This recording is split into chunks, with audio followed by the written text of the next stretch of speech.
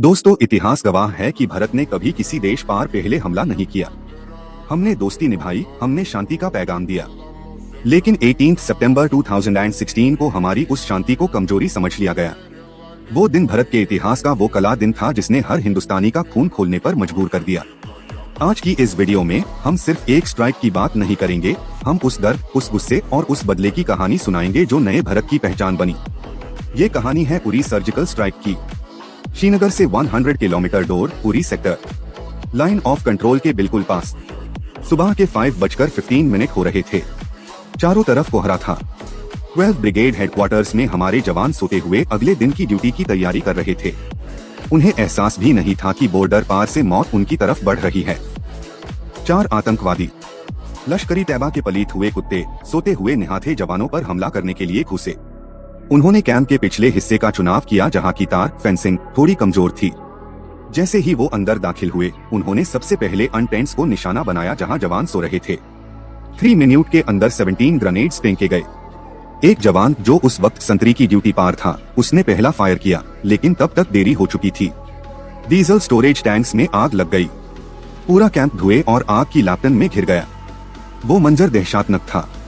हमारे जवान जो बिना हथियार के सोते हुए हालत में थे, उन्होंने वहां भी हिम्मत नहीं हारी। कुछ जवान आग में जलते हुए भी अपनी राइफल्स की तरफ भागे। अगले 6 घंटे तक फायरिंग चलती रही। चारों आतंकवादियों को ढेर कर दिया गया, लेकिन तब तक भारत ने अपने 19 वीर सपूत खो दिए थे। 19 जवान शाहिद। इनमें से कोई बिहार रेजिमेंट का था, कोई डोगरा रेजिमेंट का। किसी की बेटी की शादी होने वाली थी, किसी का बेटा अभी पैदा ही हुआ था। जब उनके टैबूट कॉफिन्स उनके घर पहुंचे तो पूरा देश रो रहा था। लेकिन अस रोने में एक सिसकी नहीं, एक दहाड़ थी। हमें बदला चाहिए। हमले के कुछ ही घंटों बाद पीएमओ प्राइम मिनिस्टर ऑफिस में हलचल बढ़ गई। सबको लग रहा था कि इस बार भी वही होगा। यूएनओ में शिकायत, कड़ी निंदा और फिर शांति की बातें। लेकिन इस बार प्राइम मिनिस्टर नरेंद्र मोदी का चेहरा कुछ और ही कह रहा था। उन्होंने कहा, मैं इन देश को विश्वास दिलाता हूँ कि इसके पीछे जो लोग हैं वो बख्शी नहीं जाएंगे। National security adviser Ajit Doval, जिन्हें भारत का जेम्स बॉन्ड कहा जाता है, उन्हें जिम्मेदारी सौंपी गई। सवाल ये था, क्या भारत एयर स्ट्राइक करेगा? पाकिस्तान ने तुरंत अपने F-16 उड़ा दिए और बॉर्डर पार सर्वेलेंस बढ़ा दी। उन्हें लग रहा था कि भारत ऊपर से हमला करेगा। लेकिन अजीत डोवल और army chief general Dalbir Singh Suhag ने कुछ और ही सोचा था। उन्होंने चुना सर्जिकल स्ट्राइक को। सर्जिकल स्ट्राइक का मतलब होता है एक डॉक्टर की तरह सिर्फ उसी हिस्से को काटना जहां कैंसर है, बाकी शरीर को नुकसान पहुंचाए बिना। यानी सिर्फ आतंकवादियों को मारना बिना किसी बड़े युद्ध बोर के। इसके लिए चुना गया दुनिया की सबसे खतरनाक स्पेशल फोर्सेस में से एक, पारा SF स्पेशल फोर्सेस। दोस्तों, पारा SF का जवान बनना कोई खेल नहीं है। इन्हें रेड डेविल्स कहा जाता है। इनकी ट्रेनिंग में 100 किलोमीटर की दौड़, 20 to 20 दिन तक बिना खाए पिए रहना और मौत के मुंह से निकलना सिखाया जाता है। 4 पारा और 9 पारा की 2 टीम्स बनाई गई।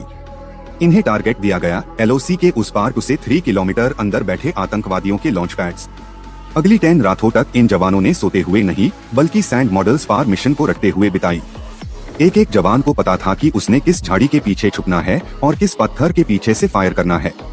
मिशन इतना सीक्रेट था कि डिफेंस मिनिस्टर मनोहर पर्रिकर के अलावा कैबिनेट में किसी को कानोकन खबर नहीं थी। इन जवानों की राइफल्स से मेड इन इंडिया के निशान हटा दिए गए, उनके कपड़ों से उनकी पहचान मिटा दी गई, क्योंकि अगर वो पकड़े जाते तो भारत उन्हें अपना मानने से इनकार कर सकता था। ये एक सुइसाइड मिशन से कम नहीं था। 28 सितंबर 2016 रात के 12 बज रहे थे। पूरा देश गहरी नींद में था, लेकिन हमारे 150 पारा SF जवानों की आंखों में सिर्फ एक ही चेहरा था, उनके 19 शाहिद भाइयों का चेहरा। धुआंधार बारिश हो रही थी, जो हमारे जवानों के लिए एक वरदान साबित हुई, क्योंकि बारिश की आवाज में उनके कदमों की आहट छुप गई। जवानों को अलग अलग टीम्स में बांटा गया था। हर टीम का अपना एक टारगेट था। इन्हें LOC line of control cross करनी थी, लेकिन रास्ता मौत से भरा था। पाकिस्तान ने वहां एंटी पर्सनल माइंस बिछा रखी थी।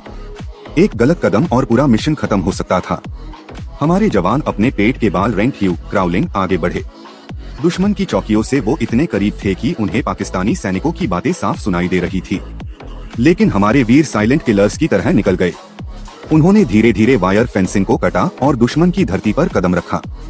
ये वो पाल था जब भारत ने 1971 के बाद पहली बार इतनी रात के ठीक 2:30 बजे टीम्स अपने टारगेट्स लॉन्च पैड्स के बाहर पोजीशन ले चुकी थी।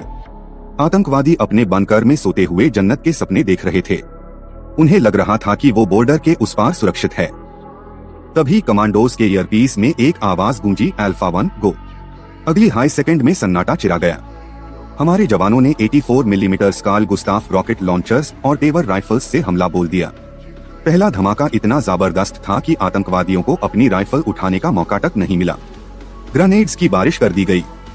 जो आतंकवादी बंकर्स से बाहर भागे, उन्हें हमारे स्निपर्स ने 500 मीटर की दूरी से सीधे सर में गोली मारी।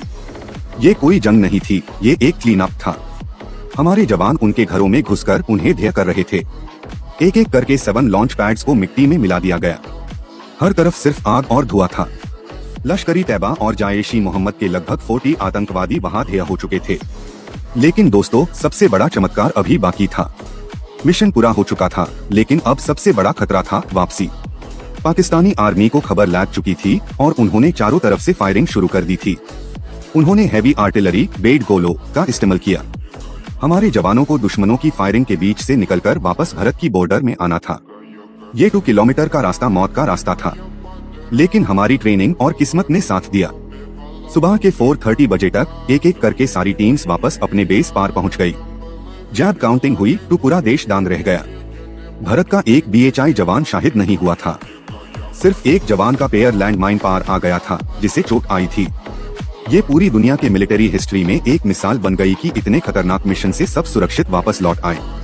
सुबह के 11 बजे DGMO director general of military operations LT जन रणबीर सिंह ने एक प्रेस कॉन्फ्रेंस बुलाई। उन्होंने बड़े गर्व से कहा, last night Indian army conducted surgical strikes. पूरा देश जश्न में डूब गया।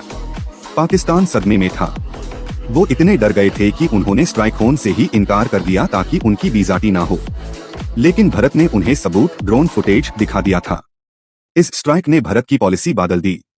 इसने बताया कि ये नया भारत है, ये घर में घुसेगा भी और मारेगा भी। इसने दुश्मन के मन में वो डर बैठा दिया जो आज भी कायम है। उरी का बदला ले लिया गया था। हमारे 19 शहीदों की आत्मा को उस दिन सुकून मिला होगा। तो दोस्तों, ये थी उरी सर्जिकल स्ट्राइक की वो पूरी दास्तान। हम सैल्यूट करते हैं उन जवानों को जो हमारी नींद के लिए अपनी जान हथेली पर लेकर बॉर्डर पार गए। अगर आपको भी अपने देश की सेना पर गर्व है तो इस वीडियो को इतना शेयर करें कि दुश्मन की कंठ तक हमारी गूंज पहुंचे। और अगर आप चाहते हैं कि हम आगे भी भारत की ऐसी ही शौर्य गठाए हेरोइक स्टोरीज आपके लिए लेट रहे तो नीचे दिए गए सब्सक्राइब बटन को दबाएं और वो बेल आइकन जरूर ऑन कर लेना, ताकि आप नए भारत की कोई भी कहानी मिस ना करें।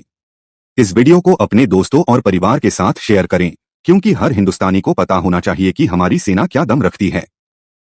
जाते जाते कमेंट बॉक्स में मेरे साथ एक बार पूरे जोश से लिखिए, जय हिंद।